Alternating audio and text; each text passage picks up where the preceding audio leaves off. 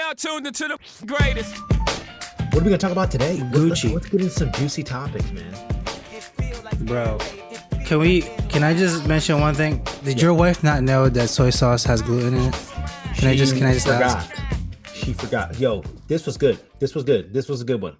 So it's funny because she kind of blew me off. Okay, so like she's not technically gluten free, but she has Crohn's disease that we just found out recently. And fuck you up, yes. Yeah, and so basically it's like we're playing this game of okay, no dairy for a month, no gluten for a month. You know, like it's a game. For anybody who's listening or watching, I posted a TikTok of like me being right for the first time ever, and my wife actually saying, "Oh shit, you're right. I totally forgot." And I was like, "Wait, Nice. what? Say that again." Can you say that again? And I was trying to get it on camera because anytime us husbands can take a W, we do it. Mm-hmm. But we were talking about getting something to eat, and we had brought it up. She's like, "Well, no, because she didn't want to go to this restaurant because it had gluten. There was gluten. It was gluten." And I'm like, "Got it. Soy sauce is not gluten. Soy sauce is not gluten free." And she's like, "Yes, it is." I'm like, "No, it's not." And I'm like, "No, it's not." And she's like, "The soy sauce we have is gluten free." I'm like, "No, it's not." And then I was like, "It's not." I was like, "We've had this conversation multiple times. Like, tamari is gluten free soy sauce, or you have to get gluten free." Yes. Like, and I'm like, honestly, it's in my eyes, it doesn't really matter because throughout the fermentation process, like, there might be a trace amount of gluten because basically what they do is they take wheat and they take soybeans and they make soy sauce. Like that's how they do it. But what I'm saying is for her, it's not that really big of a deal. She'd been eating soy sauce this whole time, thinking it wasn't gluten free, thinking it was, gluten free. And I'm like, no, it's actually not. There's wheat in there. But anyways, I was like, yo, because she's like, oh shit, you're right. Like, because she had to do the quick Google search because she didn't believe me. And I'm like, okay, of course, yeah, Google it. Of course. And it's funny because she did it. And she's like, oh shit. She's like, wouldn't believe you. Yeah. She's like, wait, I knew this. Because the restaurant that she used to work at back in the day at Cut Steakhouse was very adamant about saying we use tamari, not soy sauce, because it's gluten free. Yes, and this was part of her notes. She just forgot. It won't affect you so much. I'm assuming like the regular soy sauce that you would get here, but like the imported stuff, like the one that I get that has alcohol based in it, bro, it'll fuck you up. It's like straight up has a lot more gluten than your regular. So much more concentrated. But it's fine, Yeah. I think, like the thing is like, for me, it's, man, I'm always careful. If somebody says gluten-free, that means gluten-free. But I will admit some people are not gluten-free and they say they're gluten-free.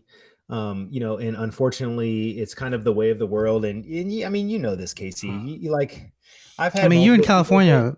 I've had multiple people. It's so much even more prevalent. Yeah. Over there. I'm doing the keto diet. I'm doing keto. And then I see them eat French fries like it's nothing, Yeah. But it's all good. Yeah. My favorite was his gluten allergy, right? And then you see him chugging beers down. I'm like, really?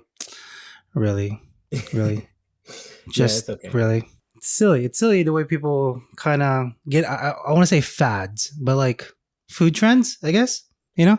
Gluten-free, now keto, etc. Yeah.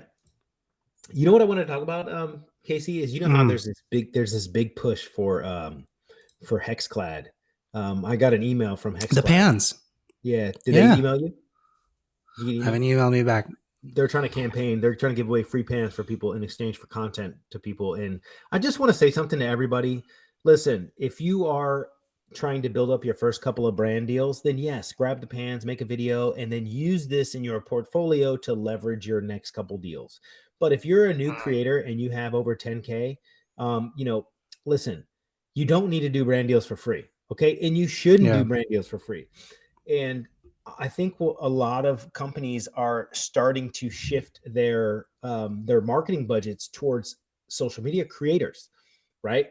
Because if they pay, a social media creator, $1,000 and post a video, guess what? They have the rights to that video, for the longevity. And also they can put a sponsored post. And I think what's really important is the amount of reach that you get with your posts. So just keep all that in consideration. I just recently denied a few brand deals, one of them having to be Hexclad. I really did want to work with them, but at the same time, I'm just not willing to do any free videos anymore, man. It's just ridiculous. Like, But have you used the pans though? I don't think they're all that great. I think they're just I haven't used okay. them, but like the thing is I when I do a sponsorship deal for pans, I want it to be right. I want to be able to use the same pan I'm using at home in the restaurant, my guy. Yeah, Guaranteed exactly. in Gordon Ramsay's restaurants, he is not using Hexclad. Guaranteed. Guaranteed he has Volrath or Allclad or something, along those lines. Of course. And that's why I am a shameful plug. I am trying to work on a partnership with Liqueur. I don't know if you've heard of Liqueur, but Liqueur pots and pans, they have really good quality products that are made in Spain. And I'm testing a few pans right now, but we'll see, hopefully. There we go. There we go. Again, I've used it. It's not all that. No, it's bro. You have a better like fucking nonstick in your like your carbon stainless. Like it's fine. Not bro. Nothing to it. Yeah. Nothing special about it. Let me ask you something. What is your favorite pan overall? If you had to choose one, cast iron, blue steel, or carbon steel, or non-stick or stainless steel. If you had to choose one. Okay, if I can get a Satois version of the carbon steel. Like a wok. You can say wok too. Yeah, like a wok. Well, you can say wok too. Yeah. But like a medium-sized short wok. They'll be like your all-purpose. Look, you can pretty much do everything in it. Yeah. Wok is too big. I have one. Yeah. But I think that would be but you know what? Like, efficient. Dude, I barely use my wok anymore. I think it's such a great cooking vessel. But the problem is I have electric at the house. So it's better to have a flat pan. Yeah, you know what I mean? At work, I'll be busting through the wok all the time. Yeah, at work, I'll be busting through the wok all the time. But like at home, it's just hard because I have electric. So at least you have the good ones. I have the crappy coiled ones. They don't do shit. In your apartment, in your house now? Yeah, and there's a new one right now. They sucks. Still make them noise? They still make them. Damn. They still make those things. It's not crazy. Even the flat ones. Yeah. What's some trending chef topics we can talk about? Okay, so here we go. So as we all know, Chef Merrick, Chef John, right? The homie just posted his buffalo sauce recipe, I should say. Yeah. It's semi-viral right now. I kind of want to see what your take on it. Like, I'm not a buffalo fan. I don't like that the taste of it. I think it's garbage, but that's just me. Everyone has their own thing to it, but I guess we'll just take a quick gander to this and just like kind of see what your thoughts are. That's pretty much his sauce. Like it's again, I think it's bleh. But whenever somebody says buffalo to me, I'm just like, yeah, pass. I don't like it. I could care less for the taste of it. But really? Like, how would you make your buffalo sauce? Yeah, I can't do it. I can't do it. Damn. I'll eat it. KC. But like, what kind of wings you like, Dan? What kind of sauce you like on your wings? Dry. I like them dry. Yeah, I'm not gonna lie, I kind of do too, man. I do. I like the dry, like spice with crunch. I fucking love like that Korean, more than anything. Korean style, right? Mm-hmm. Korean style. Yeah, like you know what? It's so funny you say that because I the chef in me kind of agrees. Like when I think buffalo sauce wings, like yeah, I love buffalo sauce wings, but like honestly, once you put that vinegar sauce on the actual wing itself. It's like I made these Thai caramel wings and like, they were good, but they were just like once the sauce hits the wing, dude, that's it, bro. That's why I like to make extra crispy wings, like, bread them in panko or, give some support to the actual chicken wing itself. But great points, man. That's I don't like it. I love buffalo. Listen, though, I love buffalo sauce. You know why? Because it reminds me of when I was younger. I used to get buffalo wings all the time and dip them in blue cheese and ranch. And I guess you're right. Like if I order wings from like Starbird, I'm getting them dry. You know what I'm saying? Yeah, it's just how I eat dry all the time. Yeah. Mm-hmm. Now let's talk about your little. You made a ranch video too. Let's read the comments, man. Stop playing around. I want to see. Okay, the comments, sorry. Shit, bro. If you see these comments right now, so we got about it's like 400 comments. Specifically, this one though. Just Franks and butter, my dude. You're doing way too much here for buffalo sauce. And John goes, yeah, if you want to be like everyone else. Looks like he's just throwing whatever he finds in it. I'm a huge fan of buffalo sauce. I'm going to have to try this. It's pretty common, this thing, Yeah. How does a chef make their buffalo sauce by starting with someone else's buffalo sauce? A lot of hate right now. What? Dude, I swear to God, the TikTok comments are undefeated. Some of these people don't even make sense, but they act like they making sense. It's like we think the same. This is Warren G. How to make buffalo start with buffalo sauce. Again, people are not understanding. Frank's Red Hot is not buffalo sauce. It's just know, Casey. I know. It's fucking hot sauce, bro. I know. You don't have to tell me. It's just hot sauce. Oh my goodness. But These people. What I these realize people is don't the pass. problem is when people, I feel like, and tell me, I might be wrong here, but I'm just going to speak what I think. I feel like there's been such a big push with like, not only different, how would I say that? Not only like different types of people like protecting their own. Do you know what I'm saying? So like, yeah. Here's a good example. I It's like, posted this that is how we make this. Yeah, I posted that ranch dressing, in the style of, and what people don't realize is, and I realize this, like, okay, yeah, it's technically not ranch, but when you taste it, it tastes like ranch, but it's a separated sauce, and that was deliberate. But what people couldn't understand is that it's fancy. It's like, this is something you see at an elevated restaurant, the split vinaigrette, right? Remember when we used to split vinaigrettes all the time back? All the time. I still do it. Yeah, it's like, it's part of the dish. And the thing is what people don't understand is like, when you have a big glob of ranch dressing on a plate, it's immediately not fancy. That is bar status. That is sports bar status. But what I'm saying is, if you pour table side, it's the consistency of buttermilk, and it's, the sauce changes while, it's being poured. It's a different level, man. And like, I keep on forgetting that people on TikTok, they've never experienced a Michelin level restaurant. You know what I mean? And that's why, like, I feel bad because some other people in my comments are like, what are you talking about, you fucking idiot? Like, you have no idea. You're like, ranch is supposed to be emulsified. Yes, I know, motherfucker. This is not ranch. Like, that's the problem. It's like, okay, do I spend time arguing with them? No. You, on the other hand, you want to fucking, I would, dog, you want to all day. You want to take it to the freaking wheels fall off, man. It's so funny. All day. Yo, can we talk about this one guy? So he's battling me on his mayo thing. Okay. So I responded to the truffle hot sauce, the brand. Yep. So sauce is what they go by, but she's doing a satire bit. I get it. I totally get it. If you just watch her video, she's going off of BuzzFeed's little article, and the article is wrong. She's like, well, I wouldn't do this with this, blah, blah. I think it's hilarious. I do edit it or stitched it. I'm like, well, do you know that mayo is eggs? She's mentioning something where if you don't have eggs or flour, you'd use mayo to coat your chicken. Mm-hmm. Okay, but I'm like, it's still eggs though. And that's how I left it. Yeah. I thought it was funny. She thought it was funny. She replied back. Everybody in the comments section, however, they're like, bro, that's not what she's saying. I was like, I know. Did you guys not see the article? The article is what's wrong. Like, we're just doing this as a bit. I don't understand it. And then there's this one guy that follows me. Just kept, I don't want to say like hateful, but kept antagonizing. I was like, oh, 21 years in the industry, don't know shit. Oh, you pin your contact on top so people can see how bad you are. I'm like, yo, like, for real, did you even look at her video? Nothing. XYZ. Bro, but yo, people are depressed, man. You're wasting time with people. You like it though. It's fun. I like it. I like it. You wait for the negative comment. Bro, you look for I do, dude. But like, what I realize is some of these people are just uneducated in the food scene, right? Some things that people say, like a good example, mayo has eggs. Like, that's how it's emulsified. And the thing is like, obviously you're just making a joke, or even if it's wrong, it's okay to be wrong, man. We don't have to go to bat for everything. And that's what some people don't realize, like, guaranteed the video I just posted is going to have some vegan comments or some vegan fighters. And like I'm ready for it. Yo, Marco fights with the vegans all day. Yeah. All day. It's fine. You just all slapping the meat and shit. It's all fun. It's all fun. Like, I think it's great. I just want to get the negative.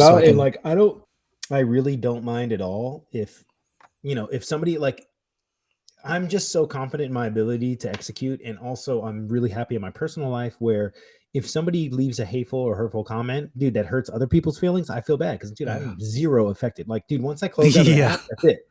Dude, once I close out of the app, that's it, man. Sorry. Like, I don't even Nothing ruins a day. Yeah. Nothing ruins the day. But I turn it to content. So again, if you want to come at it, You best be coming because, bro, I'm slinging right there with you. Yeah, like Okay, if saying. anybody, if I could tell anybody, if I could give anybody a piece of advice, if you ever want your video to get more views, just spell something wrong or mispronounce something, and I'm telling you, Yeah. your comments will be lit, my God. Hey, lit, because people will try to correct you. Mm. Yeah, go ahead. Should Play we it. take a look at your? Yeah. Hold on. Great. I fucking love this thing. Amazing. Vegan steak and eggs? So you expect me to just whip it up? What do you think I am, a professional chef? Come on, wait.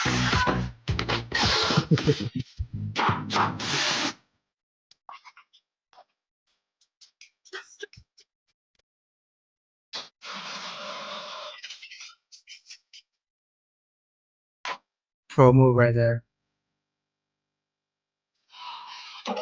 Okay. So for everybody that's watching, I'm making basically Satan out of, or is it called Seitan or Seitan? Seitan, yeah, Seitan. For Lizzo here, a fake steak and eggs. With potato, a vegan hollandaise, some jumbo asparagus. I mean, this looks fire. Yeah. Just egg as the egg substitute with a little bit of plant-based cheese. We and some talk about the raw folks that you get the eggs from or the dairy from. How good is that? I've never heard it. It's amazing. It's so fucking good. Dude. Is it? Listen, I'm lactose intolerant. Dang it, we might get a little echo here, though. Shoot, You're we're good, about you're 2 good, minutes you're in. Oh. Nah, you're fine. I didn't hear anything, so I think you're good. Okay, I think you're okay. There's only one way to find let's out. finish this one. 10 seconds ago.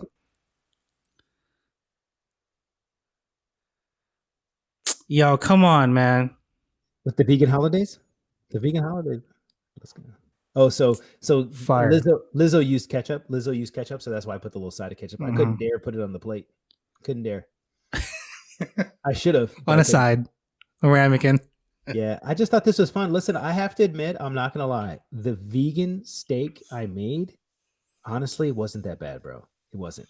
So basically, when you make this Satan, I looked up a couple recipes. I've never made this before. Everybody, I've never made this plant-based. Everybody's making this plant-based chicken, plant-based fish, plant-based this with Satan. I hope I'm pronouncing it right. But anyway, and it is. It's what Satan.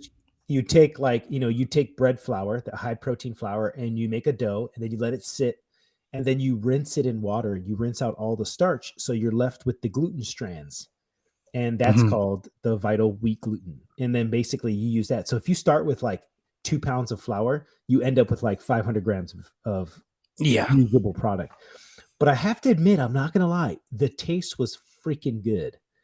Taste was amazing. So I tried to make it like marbled, but it looked like more of like a piece of bacon. But that's totally fine. Oh, that's fine. You can also buy this on your Asian supermarket. They sell it quite. I know. Like normally. How am I supposed to get it? But a tofu. Oh, it's not much. It's like $4 or $5 for a pound and a half of it, or something. How am I supposed to get it red? Oh, you're right. Well, yeah, you're right. I had to make it twice, man. The beet juice. The beet juice. When you cook beet juice, it didn't come out bright purple. You know what I'm saying? And so you know what I had to do? I had to make it again, man. It sucked. It was fine. Did it? Yeah. Did you concentrate it more? I mean, it looks red. Yeah. So what I did instead of using beet juice in the what I did was it looks red. I literally washed the dough in the beet juice. You know what I'm saying? Okay. So the first one I replaced the water with beet juice in the dough. Dude, sucked. So if you notice in the video, I washed the white dough in the beet juice and just emulsify it in. That worked out so much better. Yeah. There you go. I mean, it looks shit with the foam and everything too. Like, look at this. Look at this plating. Go to my chicken thigh video. I can't believe this, man. Look at these comments, bro. The chicken thigh one? Yeah. This was my meal prep for the week. And I just tried to make a piece of content out of it. Chicken thigh. Yeah, it should be the previous video. Chicken thighs, and it only takes 30 minutes. Hoisin, a really good quality soy sauce, oyster sauce, sesame oil, a little bit of rice wine vinegar, not too much, onion, a large dice, ginger, garlic, optional but highly recommended, some sambal. Then we're going to get in there and mix. Get in there.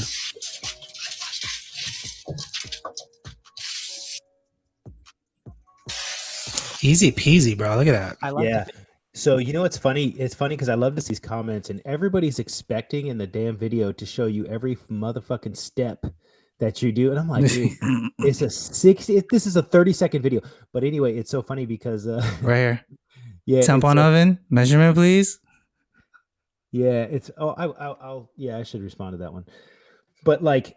Of course, this would taste better on a grill. Of course, it'd be better on skewers over Beachaton charcoal. But man, let me tell you something. When I'm at the house, dog, and I'm cooking for myself, man, I get super lazy. Like, I just try to get to the end goal. And it's so Do funny. you 'cause see I'm- this? This is the Okay. third one. Do you have any alternatives to the poison? I have a Oh. poison allergy. You know why? Bro, fuck outta here. Because it said it said hoisin, hmm and it said hoisin. So it's and, funny. it picked up poison. Yeah. Yeah. This looks like bourbon chicken to me. Like it's straight up the same prep, Yeah, but you're using even less sugar. You could say it's bourbon chicken. You could say it's similar to orange chicken. You could say it's like orange chicken no Yeah. breading. You could there's so many things you could say it, It's the same shit. but it's like, bro, once you call something kung pao chicken, that's it, bro. It has to be perfectly authentic Chinese. You know what I'm saying? Yeah. If not, you getting blazed With nuts down. and everything. Yeah.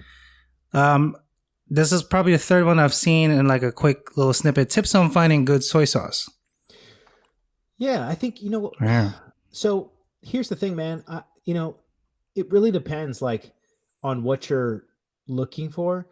I think for me, I think aged soy sauce is probably the best. Mhm. But 100%. also I will argue that mushroom soy or dark soy is just as equally as impressive, because it really depends on what your application is, right? Like, like for your general use, like if you're going to make a ponzu sauce, I think regular old Kikkoman is fine because you have everything else in there, right? You have citrus, you have savory, you have this.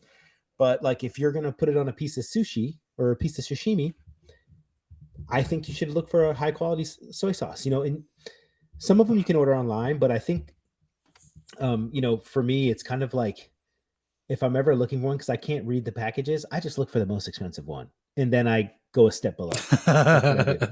That's my trick. There's so many variables. Dark gets released better when you cook it. So it's essentially much better if you add it as a glaze, right? You add your additives, then you cook it down. Amazing. Your soy sauce, your typical brand ones, will depend on the salinity. Yeah. So usukuchi will be like the most salty out of all of it, but it's lighter tinge. Everything else kind of falls medium on that scale. But I mean, if you want to spend some cash, double brewed shoyu soy sauce, what you want to go for? But we're talking like 35, 45 bucks. Yeah. It's only like 700 mils or some shit. Not much. Yeah. So That's a good point. I forgot about the double brewed. Yeah. It's a good point. That's what I use. Is it necessary for the tare? No, but I like the taste of it. So Yeah. I think that's I could save a couple bucks. It's kind of like trying to pick out I'm not going to compare them, but it's just like, trying to pick out a good Worcestershire sauce, right? Like, or Worcestershire, or I mean, Worcestershire. Lee Perrins is the only thing you should use anyway. But that's what I'm saying. It's kind of like, for me, it's like, it really depends on what you're using. Like if you're going to make a 32-gallon batch of steak sauce or barbecue sauce, like, do you want the Lee and Perrins? Not really. But if you're going to make a Bloody Mary cocktail, are you going to use Lee and Perrins? Yeah. So it's like, it really depends. Bro, skin on or off. There's so many questions about soy sauce. Poison, sambal, thighs. Thick thighs don't lie, Yeah. bro. Thick thighs don't lie. But look, can we I want to pull it up because I like to do this at the restaurant. My owner doesn't like it. He thinks it's split, but I'm like, bro, it's not split. I mean, come on, we both know this. So your technique on the whey. The extra mozzarella whey to make an elevated version of ranch dressing, but to serve in a Michelin rated restaurant. So here we go. Some of the seasoned mozzarella whey. Then from there, I'm using a little raw kefir and raw. Like I want to get this here.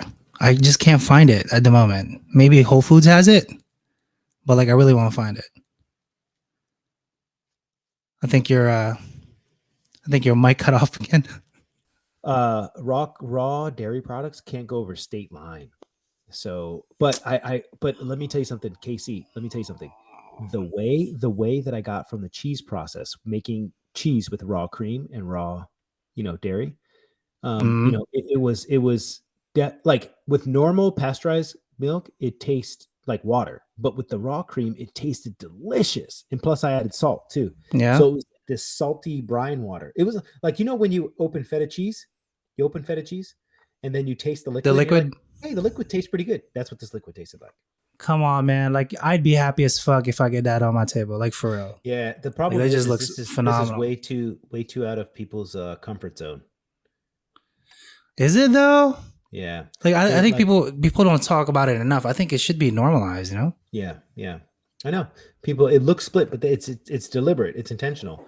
And I think what's really important is people have to have an open mind. And when you taste it, Casey, I'm telling you, man, it tasted like fucking ranch dressing. Like, I was like, God Yeah. damn, this tastes like ranch dressing. And then the thing is the only thing I added extra was I added some chives to the tomatoes for that onion product. But other than that, it was delicious, man. The kefir is like I mean, buttermilk. You know what I'm saying? too bad you can't get Jersey tomatoes. Yeah, I've never had Jersey tomatoes, but I've heard about Ooh. them. I don't know, man. Bro. There's this. Listen, those cherry tomatoes right there are measuring at 12 bricks. 12% Are they? bricks. Yes. So like a normal cherry tomato you find in the grocery store is usually 7 to 8% bricks sugar content. Mm-hmm. These are at 10 to 12. Crazy Wow. sweetness. Yeah, crazy sweetness. Almost like Absolutely grapes. delicious. Dude, they're like pieces of candy. It's crazy. Yeah. Interesting. Yeah, it depends which farm you get it in Jersey, but like Yeah. the Jersey tomato Are pretty are much are is mostly, quite delicious. Are they mostly greenhouse, or are they on the field? On the field. So we have marshlands here in Jersey, like on the highway, and that's pretty much where all this stuff gets picked at. But like, bro, when it's in season, you're like, fuck. You can smell it at the farmer's market. It's like so sweet. It's the tomatoes. And it's just wonderful. Wonderful That's aroma altogether. Okay. Yeah. I thought I had another video of yours, but I guess I didn't. That's okay. What else are we gonna talk about? Topics of suggestions. I know Jem wanted to hop back on. I keep on. I'm not gonna lie, man. I barely have time to read all those texts.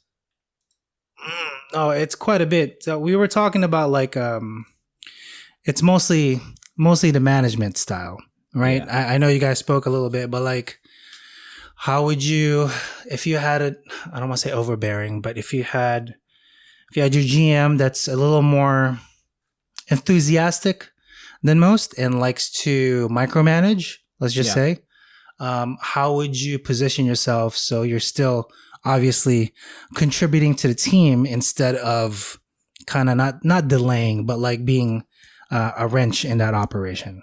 Because it's a tough position to be in. You're not exactly the boss. You have somebody above you saying X, Y, Z, and you kind of need to, go about it. But at the same time, if it goes against your beliefs, it's going to be a little tough. Yeah. Well, you know what? And for everybody that's listening, if you're in a restaurant, if you're a young cook or a young chef or front of the house, back of the house, doesn't matter.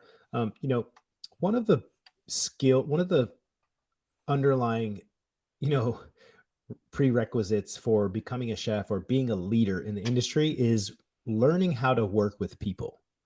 Right. So I think this is really important. And let me give you an example. I'm going to use my experience to kind of catapult this.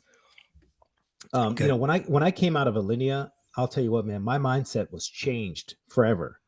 Dude, it was actually kind of ridiculous, but I mean, I didn't let anybody slam the ice machine door. You know how when you grab ice from the ice machine and the door would slam? I was, yeah. I'm like, no, you close it quietly. Like, I was so focused on making sure, like, I don't know, just like, it was crazy. I was micromanaging to the 10th degree. And, some of the staff loved it. Some of the staff hated it.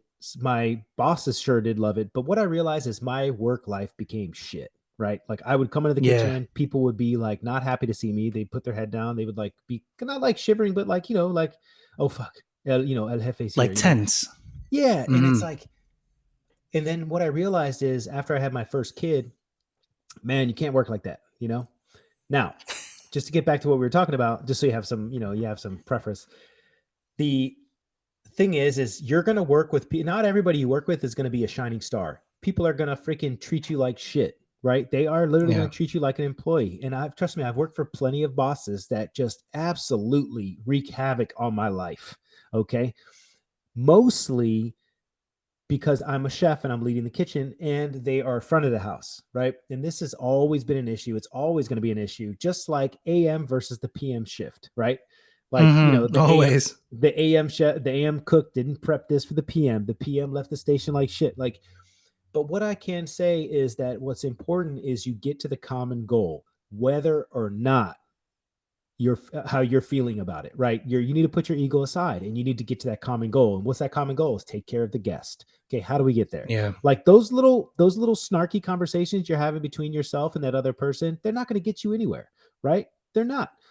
And the thing is my advice is you need to look at it from a different perspective, right? So if your manager is telling you how to cook and he doesn't know how to cook, but he's the boss, it's really important that, you give that feedback properly and not via resentment, right? So like, you want to treat me like this, so I'm not going to work for you. No, do your job to your best of your ability, no matter what manager is there. And like, I've recently had this issue with the manager that I work with. He's just not a genuinely nice person. He's just not. He's just, Got it. I mean, it's horrible. It's actually really saddening. And, it's funny because one day he lost his mind, man. We're talking on the phone and he literally lost his shit. Literally fucking lost it. Casey. Oh, wow. Deep end. Okay. Oh. Way emotional. Right. And I'm sitting there Shit. staring and it's, so my advice to anybody, when somebody's losing their mind, just agree with them. Agree with every single thing they say. Right. And no, if we were on the street, no, I wouldn't. Right. I would defend myself. Like where I'm from, you know what I'm saying? Like I'm from the hood. But in this work environment, when somebody loses their cool, there is nothing more frustrating than you completely staying calm. And as I'm getting screamed at, I'm like, I am agreeing with you. Why are you still yelling? Yes, I understand. And I agree with you. Yes, I agree. Yeah, absolutely. Yes, I agree. And it's funny because like still going. And then shut the fuck up. Right. And it's like anybody that is being belligerent or like just out of control, I just agree with him. Yeah, no problem. You know why? Because it doesn't matter what you say at that moment in time. They're not receptive to feedback at all. Yeah. There's great example. My 5-year-old child who can't control he's 6 now. Sorry. He can't control his emotions. Right. If I take his Game Boy away, dude, he's going straight to red line. Do you know what I'm saying? And so instead of me going to red line with him, I say, hey, it's okay. Come on, look at me. It's fine. It's okay. It's okay to be upset. It's okay to be mad. Yeah. This is part of life. Yeah. Okay. And then I wait until they're calmed down. And then I say, hey, are you receptive to feedback about our conversation earlier? Wow. I do the same thing with my fucking 6-year-old child, how I have to treat a grown ass fucking manager. And it goes to, hey, it's a two-way street, man. And I try to treat people how I want to be treated. And like, what I realized.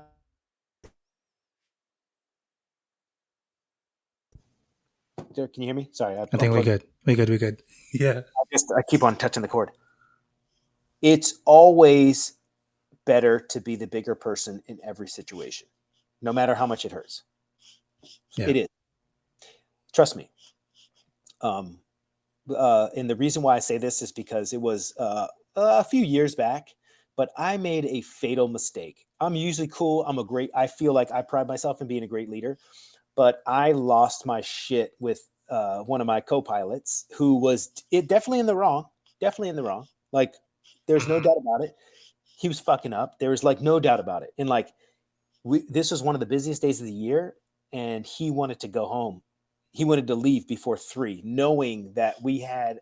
You were about to get crushed. No. I had a pile of shit, and half of it was his shit that he couldn't complete before his shift was over. And he's like, "Can I leave by 3, man?" And I'm just like, "What?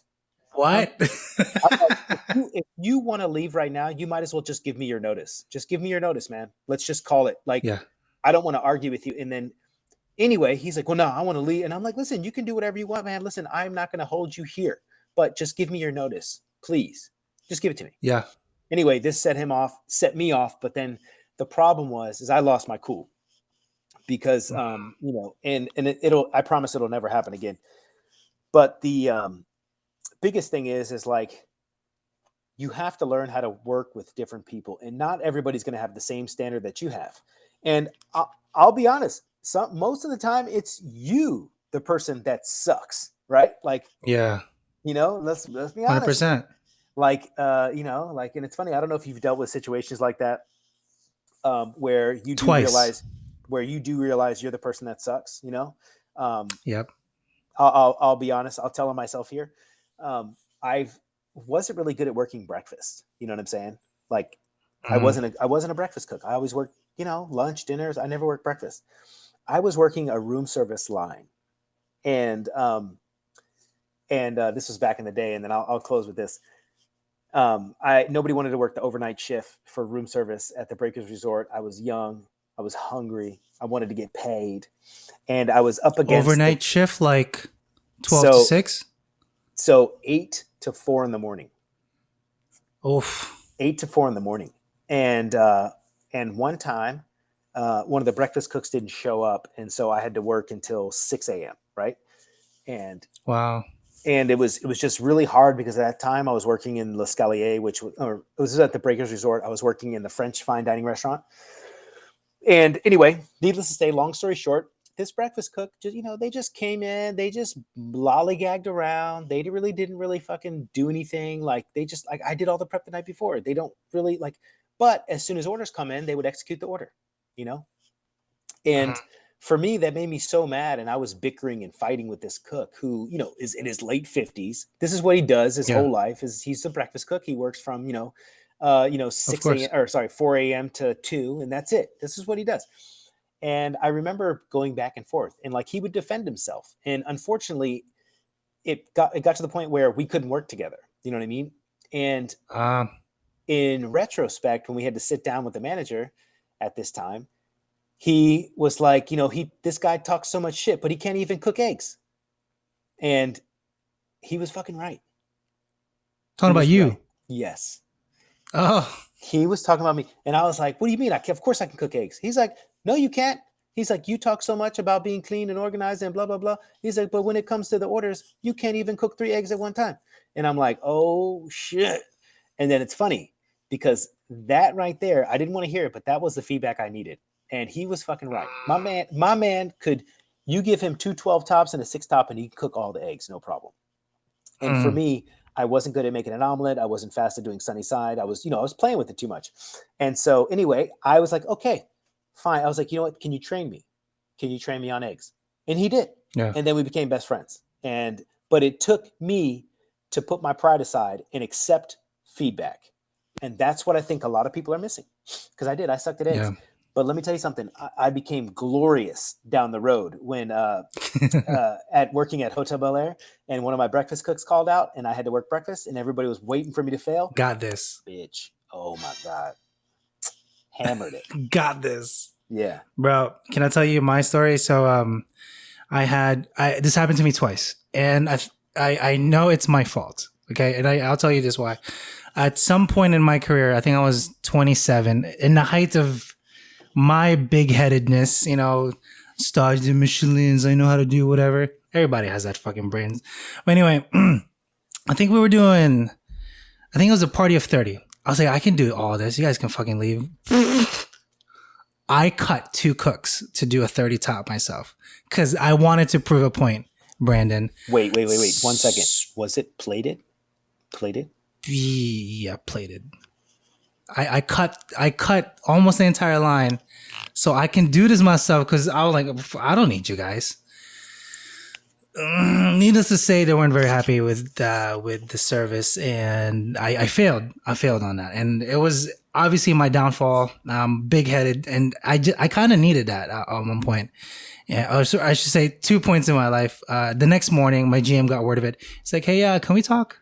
He's like, what happened with the party last night? The guests say, it took forever to get a 30 top, which should only take us like 10 minutes or so because the cooks. And I heard you cut, your lead and your oven guy because you wanted to be better than them. I was like, yo, look, listen, I I just stood there, kind of accepted defeat from him. I couldn't say anything.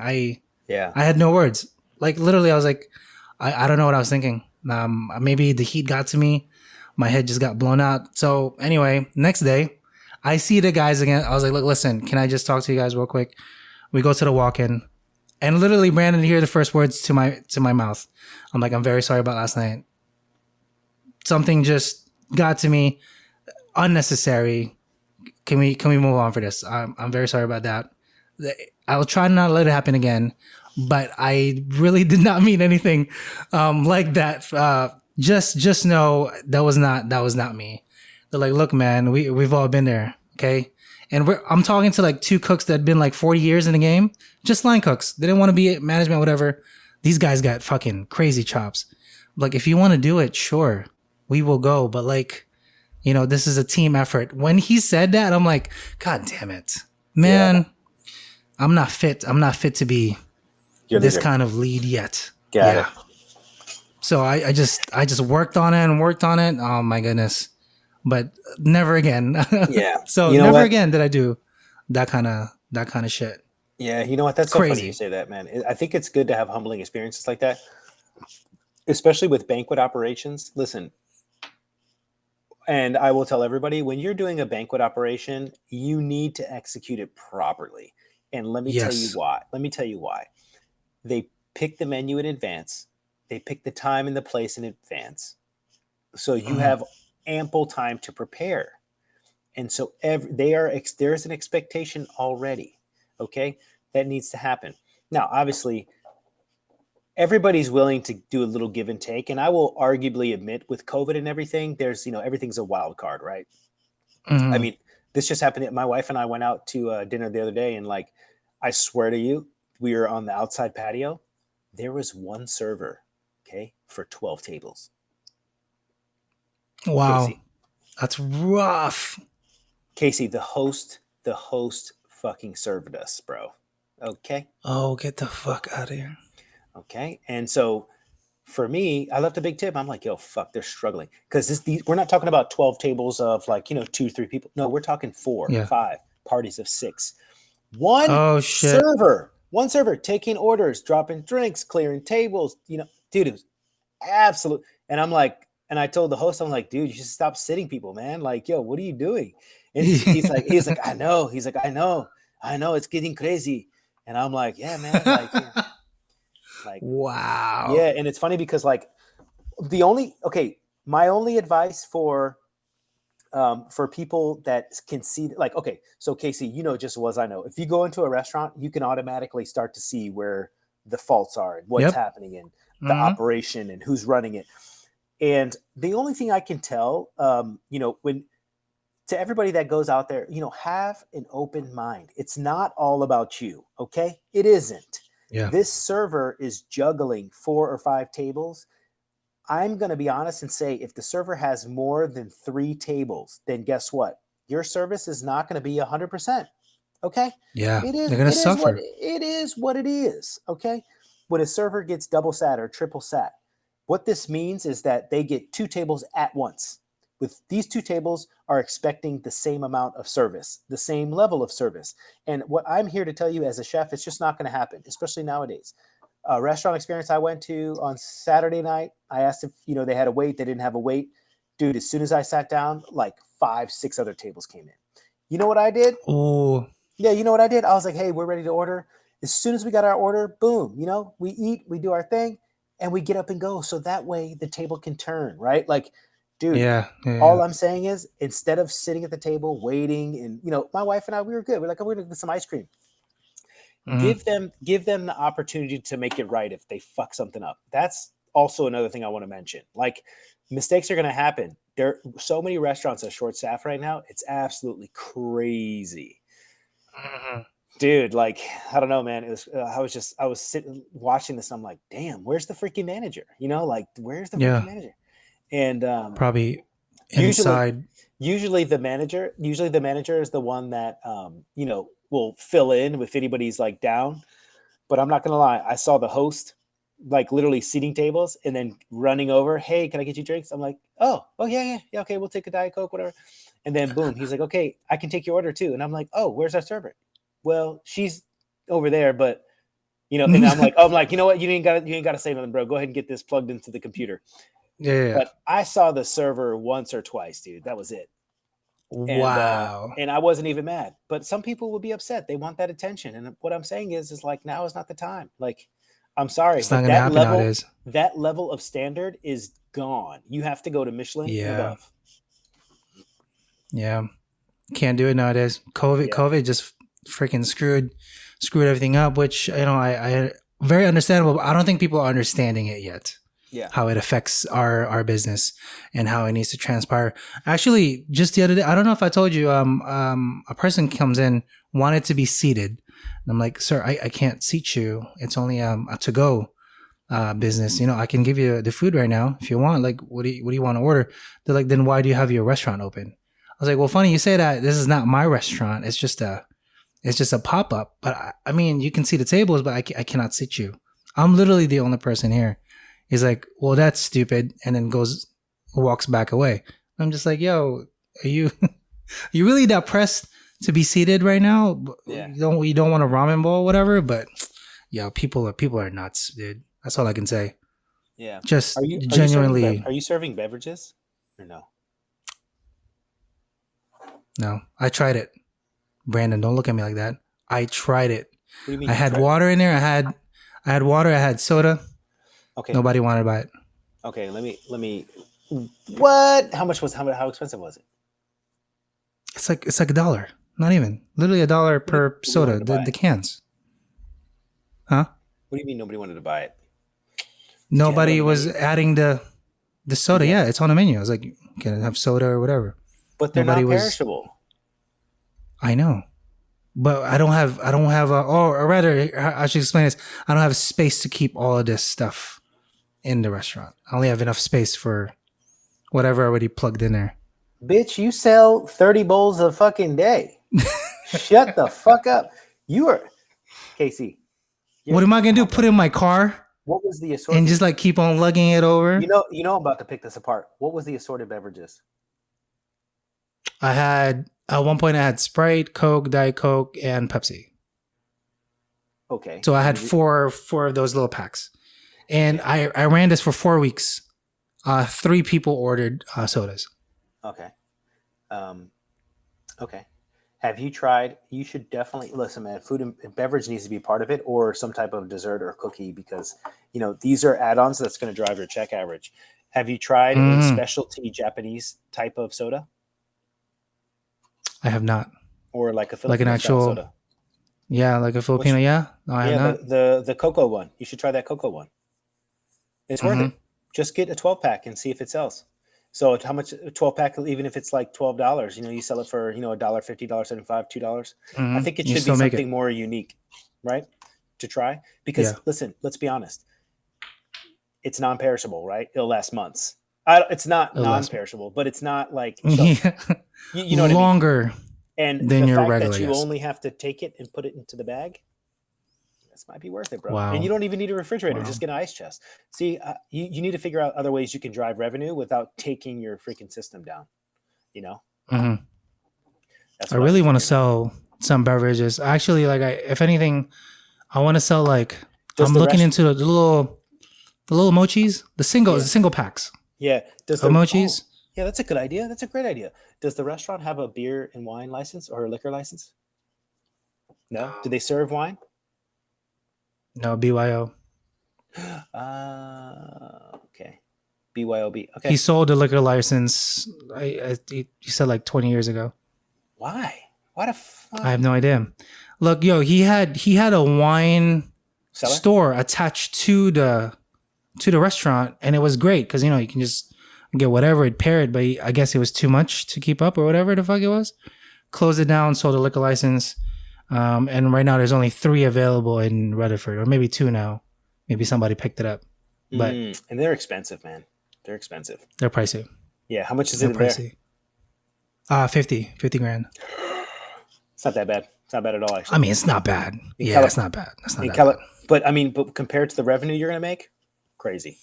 So Yeah. But I mean, I guess, am I going to have a liquor license? Do I No. want that stuff on it? no, I don't think so. I think you can get away Yeah. with selling beer and wine, but you don't want to get into that because the age requirements and that gets foggy. I'm looking into it because like I'm getting another purveyor for the ramen stuff. They have different, more like actual like specialty Asian products. Maybe I'm able to get some of that stuff, and it might sell a little better Yeah. with the ramen products.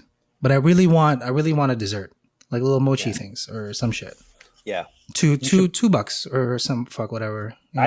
I think you should just include it into the price because that's the little token of, hey, thanks for ordering. You know what I'm saying? Oh, with it. Mm. Well, it depends. It depends because if it's just a baby mochi, then it's a different story. But I feel like you're going to have some trouble getting away with selling, $2 a mochi. It needs to be a double pack, like mango and strawberry or vanilla and mango. You know, Interesting. because people and I don't plus, know. are you getting the frozen mochi or are you getting the room temp mochi? I don't know. I'm gonna go see what I can Yeah. what I can get. I'm assuming the frozen one, so I can leave it to thaw under refrigeration because I have buckets there, so it's fine. I can keep that in there, so nobody, if somebody wants it in, just throw it in the bag. Yeah. Out Throw it it in goes the bag. with the bowl. Yeah. Hey, if anybody made it this far into the podcast, let us know what you want to talk about in the comment section. I think that's really important, man. We do this for the people. Casey and I don't run ads. We don't make money off this. This is something that we do on the side, our little side hustle. So it's really for the people. If you want us to talk about any controversial chef topics or anything that you think we should discuss, leave them down below. Oh, again, all links down below. Other than that, Peace.